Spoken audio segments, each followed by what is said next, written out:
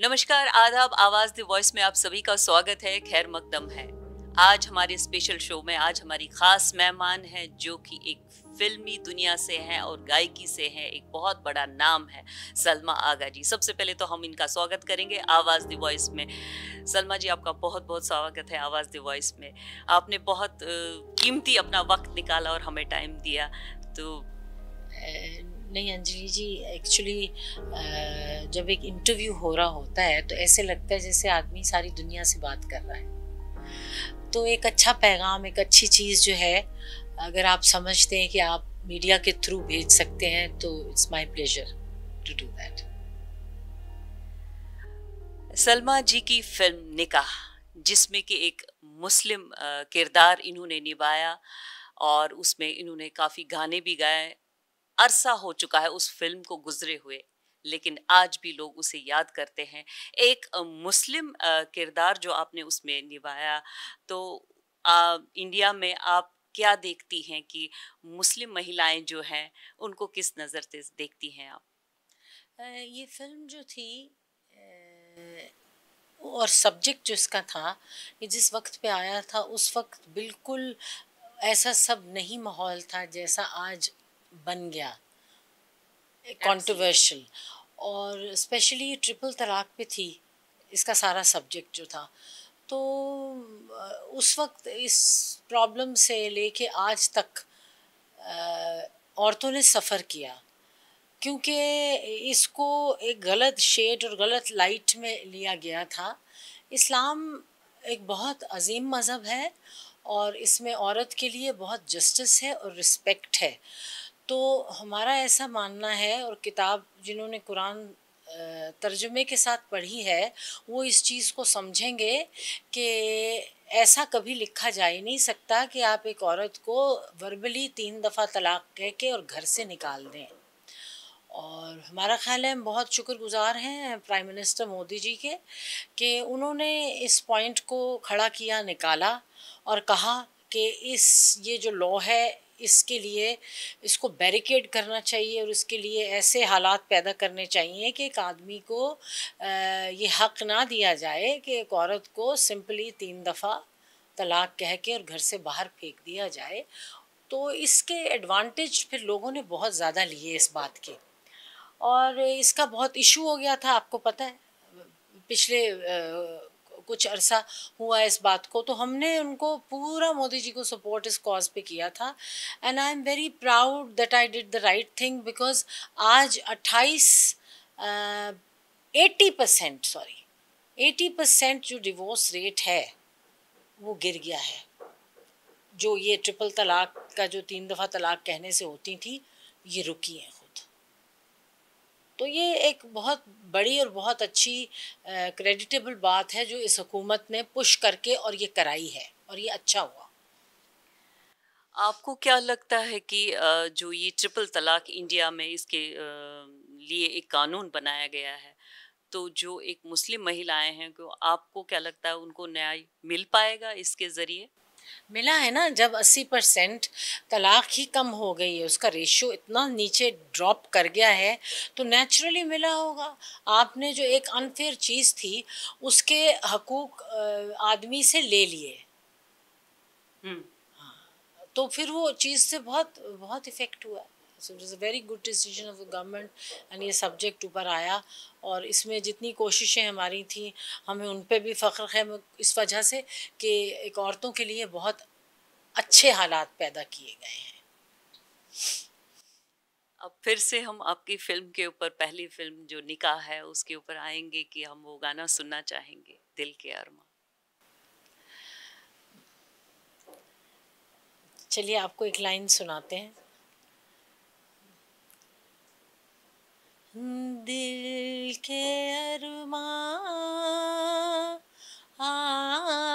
आंसुओं में बह गए हो, हम वफा करके भी तन्हा रह गए, दिल के अरमां आंसुओं में बह गए। बहुत खूबसूरत, बहुत खूबसूरत। देखिए सलमा जी, आज आप हमारे साथ हैं, आज आपने वक़्त निकाला। हम ये जानना चाहेंगे कि आपके रूट्स हिंदुस्तान में हैं, उसके बारे में बताइए। हमारे रूट्स सर्टनली हिंदुस्तान में है, और अमृतसर से हैं हम। हमारे पैटर्नल और मैटर्नल दोनों ग्रैंड पेरेंट्स भी यहाँ के थे, और मम्मी की, डैडी की, नानी, नाना, दादी, दादा सबकी पैदाइश अमृतसर की है। और हम लंदन रहे, बाहर रहे ज़्यादा स्टडीज़ के लिए, चीज़ों के लिए, बट ऑफ कोर्स बचपन सारा यहाँ गुज़रा। ग्रैंडफादर जो थे उनका नाम था जुगल किशोर मेहरा, और वो डायरेक्टर जनरल थे ऑल इंडिया रेडियो के। और उन्होंने मोस्टली जितने स्टेशंस हुए हैं उसके वो फाउंडर हैं, उन्होंने स्टैब्लिश किए हैं। और सबसे पहला इंडिया में जो ट्रांसमीटर लगा था इंडिया का, ऑल इंडिया रेडियो का, विविध भारती का, कश्मीर से, वो उन्होंने लगाया था। और मम्मी जो है हमारी, वो भी लखनऊ में पढ़ी, क्योंकि वो लखनऊ स्टेशन में 10 साल के लिए वहाँ थे। फिर ये है कि ये हमारी चौथी जनरेशन है जो फिल्म्स में है। सबसे पहले हमारी नानी अनवर बेगम, जिन्होंने हीर रांझा जो पहली बनी थी उसमें काम किया था। उसके बाद मम्मी ने एक एक आरदार की फिल्म थी शाहजहाँ, उसमें किया। फिर हमारी फिल्म जो निकाह थी वो आई। फिर अब हमारी बेटी की फिल्म्स में है, वो कर रही है। उनकी सबसे पहली पिक्चर यशराज की थी, अभी एक और फिल्म है वो कर रही है, और उसको best singer film fair award मिला है 23 का। तो ये चौथी जनरेशन हो जाती है, और माशाल्लाह से बेटा है वो इन ट्रेनिंग है टू बी लॉन्च्ड। तो हम लोग बेकार लोग हैं और कोई काम आता नहीं सिर्फ यही आता है, यही किए जा रहे हैं जी। एक और वो गाना है निकाह फ़िल्म से ही, जो कि बहुत ही खूबसूरत है, फ़ज़ा भी है। मतलब आप बात कम करना चाह रही हैं, गाने ज़्यादा सुनना चाह रही हैं ऐसा है।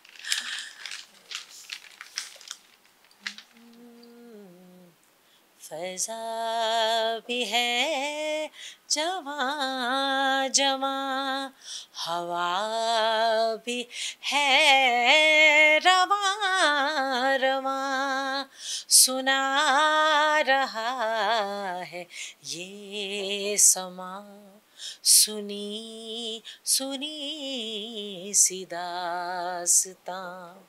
फ़ज़ा भी है जवां जवां, बुझी मगर बुझी नहीं, न जाने कैसी प्यास है, करार दिल से आज भी न दूर है न पास है, ये खेल धूप छाँव का, ये क़ुर्बतें ये दूरियां, सुना रहा है ये समा, सुनी सुनी सी दास्तां।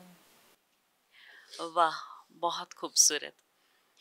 आपने हिंदुस्तान में क्या पाया और हिंदुस्तान का भविष्य आप क्या देखती हैं? जो कुछ पाया हिंदुस्तान में ही पाया। आज पिछली 4 जनरेशन से जो भी फैमिली का नाम है, जो मोहब्बतें मिली हमें, जो इज़्ज़त मिली, वो सब I owe this all to my India. सब कुछ ही यहाँ से मिला हुआ है, कोई ऐसी चीज़ नहीं। अल्लाह का बहुत शुक्र है कि बेइंतहा मोहब्बतें मिली यहाँ। तो आप सैटिस्फाई हैं कितनी? बेशुमार, अनगिनत, with no complaints at all. अपना मुल्क अपना मुल्क होता है, और जब आप बाहर जाते हैं तो फिर एहसास होता है कि अपनी ज़मीन, अपनी मट्टी जो है वो आपके लिए क्या मायने रखती है, और इसी की वजह से हम लोगों की आज इज़्ज़त है। माशाल्लाह आपकी बिटिया भी बहुत अच्छा गाती हैं, वो भी एक अदाकारा हैं, उनको बेस्ट सिंगर अवार्ड मिला है, तो आपको कैसा लगता है उनको देखकर? I am very proud of her. बच्चे तो जब कुछ करें तो वो तो लगता है कि हमने तो कुछ भी नहीं किया जो उन्होंने किया। मेरी बहुत सारी दुआएं उसके साथ, और बहुत हार्ड वर्किंग, बहुत टैलेंटेड लड़की है। उसकी पहली फिल्म जो थी खोज, Z5 पे है, वो कांस फिल्म फेस्टिवल में गई थी और वो नॉमिनेट हुई थी ऑस्कर्स के लिए वो फिल्म। She did very well, so I have high hopes in her, और माशाल्लाह बहुत अच्छा भी कर रही है। अभी उसने एक और भी फिल्म साइन की है, बहुत अच्छी, बहुत बड़ी फिल्म है, द वंडरफुल कैरेक्टर। और उसके बाद बेटा हमारा जो है वो भी लॉन्च होगा। वो म्यूज़िक भी करता है, गाता भी है, और वो फिल्म्स के लिए भी एज अ हीरो लॉन्च होगा इंशाल्लाह वेरी सून। सलमा जी एक एनजीओ चला रही हैं बीइंग मदर, जिसमें सीनियर सिटीजन्स के ऊपर बच्चों के लिए बहुत काम कर रही हैं। जी, ये जो एनजीओ है, इसकी बुनियाद जो है वो अम, कुछ ऐसे सेंसिटिव सब्जेक्ट्स पे है जो कि आज का बहुत बड़ा प्रॉब्लम है। क्योंकि हमारे जो सीनियर सिटीजन्स हैं उनको बाज़ वक़्त बदकिस्मती से कुछ बच्चे ऐसे हैं जो बहुत बुरी तरह से ट्रीट करते हैं और ऐसा समझते हैं कि ये लोग अब शायद बेकार हो गए हैं। तो ये बदकिस्मती है उन बच्चों की। तो हम लोग स्पेशली उनको जो है वो लुक आफ्टर करते हैं, उनके शेल्टर की तैयारी कर रहे हैं, और फिर ऑर्फन्स, और ख़ास तौर पे लड़कियां जिनको आज भी कुछ इलाके हैं जो कि बेटियां ज़्यादा होने पे उनको छोड़ आते हैं हॉस्पिटल्स में और फेंक देते हैं। तो हम लोग उस चीज़ पे बहुत तवज्जो दे रहे हैं, और स्ट्रेस पे, कैट्स एंड डॉग्स। तो बस देखिए, अपनी कोशिशें हैं। जी, ज़रूर कोशिशें, आप इतना अच्छा नेक काम कर रही हैं, कोशिशें ही कामयाबी का रूप लेती हैं। अक्सर कहा जाता है कि हिंदुस्तान की जो मुस्लिम हैं, उनकी हालत बेहतर है। आप इसे कहाँ तक मानती हैं? बेहतर से मतलब आप हमें ज़रा एक्सप्लेन कीजिए, बेहतर क्या मतलब? बेहतर कैसे? अच्छी, हाँ। नहीं, बेहतर से मतलब अच्छी है। जी। हाँ, मुसलमान के अपनी कंट्रीज़ भी हैं, वहाँ भी वो बहुत अच्छे हैं, बहुत खुश हैं। यहाँ पर बेहतर, यहाँ तो हमारा नहीं ख़्याल कि मुसलमान की कभी कोई हालत इस मुल्क में ख़राब हुई हो, ऐसा तो कुछ नहीं है। इक्वालिटी है, एक दूसरे से प्यार मोहब्बत से रहते हैं।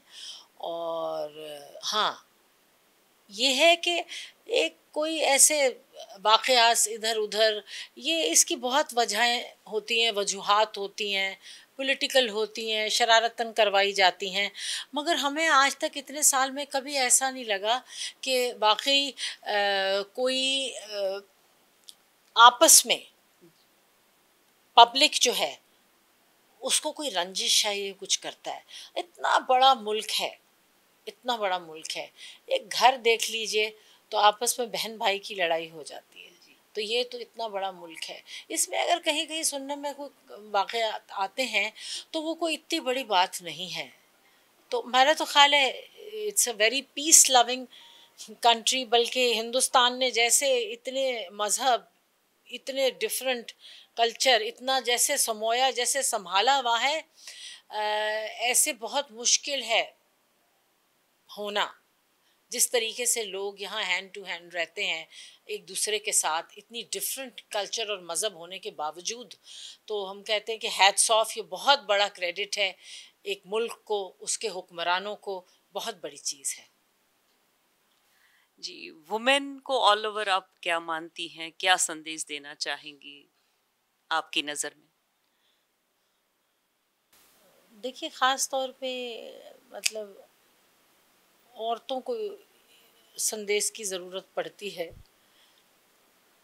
क्योंकि बहुत सारी चीज़ों पे इनको कमतर दिखाया जाता है।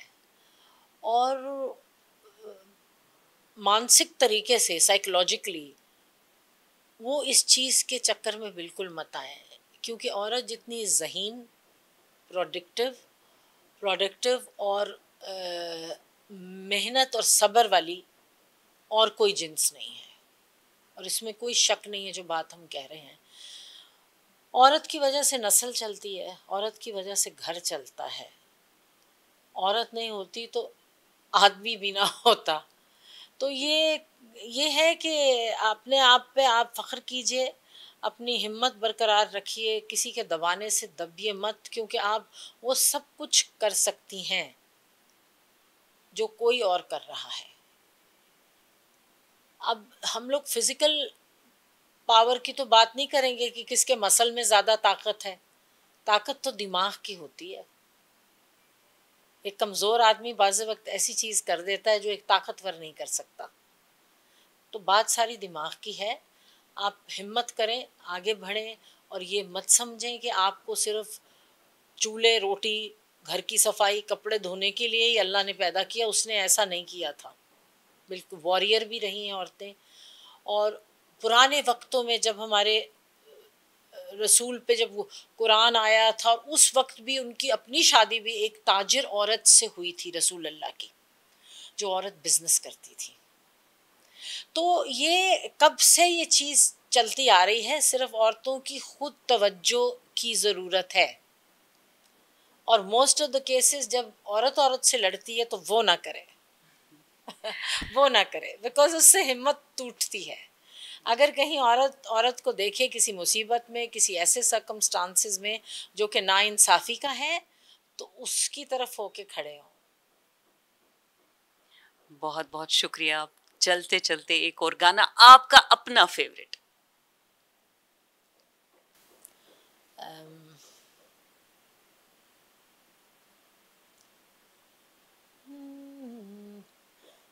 आज फिर आईने ने पूछा है, तेरी आँखों में ये नमी क्यों है, क्यों से सकती है तेरी तन्हाई, ये अधूरी सी जिंदगी क्यों है। आज फिर आईने ने पूछा है, तेरी आँखों में ये नमी क्यों है। ये शबाना जी पे मेरा गाना पिक्चराइज हुआ था, शबाना आज़मी पे। और भप्पी लहरी जी इसके कंपोज़र थे, गुलरेज इसके लिरिक राइटर थे। और हमें बहुत अच्छा लगता है ये गाना, इसके लिरिक्स भी बहुत पसंद है।